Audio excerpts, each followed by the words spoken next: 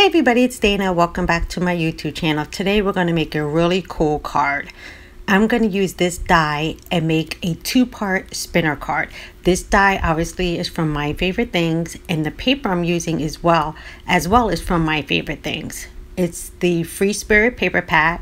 It just came out, but I don't know, you guys, when I saw these dies, I kept thinking, oh my god, I want my element to spin all the way around my card. I just didn't want it to spin like one way or halfway through, so I'm going to show you how you can double it up. I'm just going to lay down my channels just so they meet up. I'm just getting an eyeball view of where I want them to sit. I have to start with the first one on the left before I can worry about cutting the one on the right. So I already put that one in the place where I want it, and now I'm going to run this through my die cut machine. This is super easy to do, you guys. You are going to have a blast when you put these kind of cards together. And I love making interactive cards. I mean, there's nothing better than to send a card to somebody and it actually moves. That's why I really like shaker cards. I think shaker cards are just a fun little element that you can add to your cards. So now I'm really so excited that they came out with these spinner channels. All right, I'm going to remove the first one that we just cut out, and now I'm going to take the large one.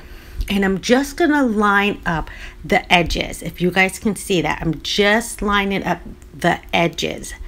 So just like the two circle ends kind of meet together.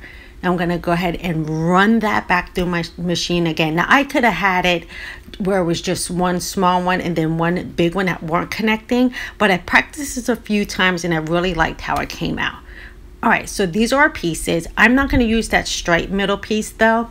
I went ahead and already cut out a white one. I want to make sure that this just matches the background of my card.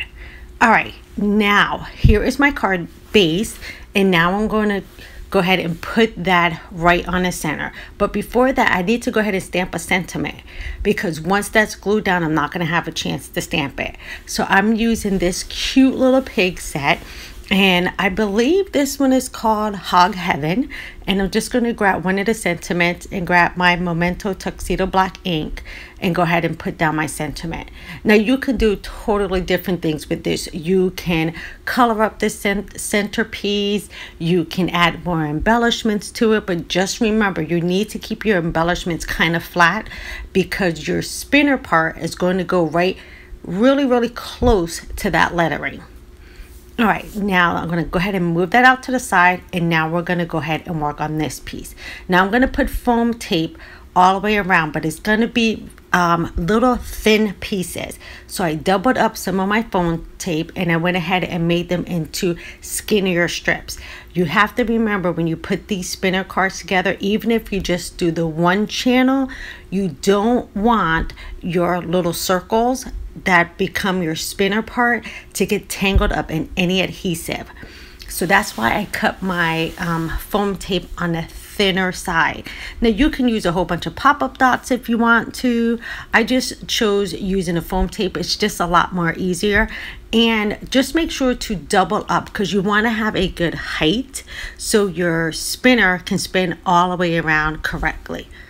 Now I'm just going to line up some of this tape around the edge.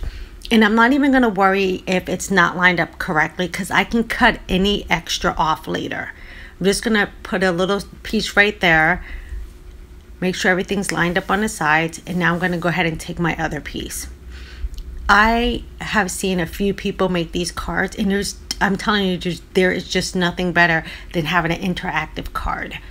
All right, so I'm going to really be careful on that side, because you can see I just have a little bit of space before I'm going to be close to that channel part. So I'm going to go ahead and lay down the rest of my pieces. And like I said, if you did this on a larger card panel, you wouldn't have to have your strips so tiny. But because I chose to die cut out my square first, I knew that my sides were going to be a little bit skinny. All right, I'm just going to pop in a few of the last pieces. And we're good. Now I did go out on the side, but again, remember I told you I can go ahead and cut that off. So I'm not too concerned about that. I'm just going to grab my scissors and I'm just going to cut it off. Now there's still tape on the panel, so I'm not worried about it. All right, now I'm going to go ahead and center this up. and make sure I get it right on the first time, because this foam tape has no mercy. No mercy whatsoever. All right, we got that down. Perfect. Now we can go ahead and put in the centerpiece. Now I think next time I might add a little bit of color to this panel, maybe bring in some of those blues with maybe some of my distress inks. But for now, I was in such a rush. I just wanted to share this with you because I just thought it was so cool to have a double spinner. But next time I think I'm going to go ahead and color up that piece, or actually I might die cut it out as something else.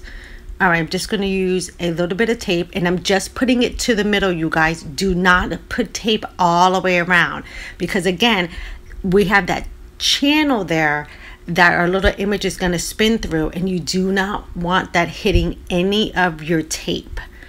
All right, so I'm going to push that down. Alrighty, that looks good. Now I already have my little piggy. He's all colored up already, and he's already on some circles in the back, and I just have 2 circle adhesive dots stacked on top of each other. So I'm going to put him right down in that little groove right there and get him latched on. And then there you go.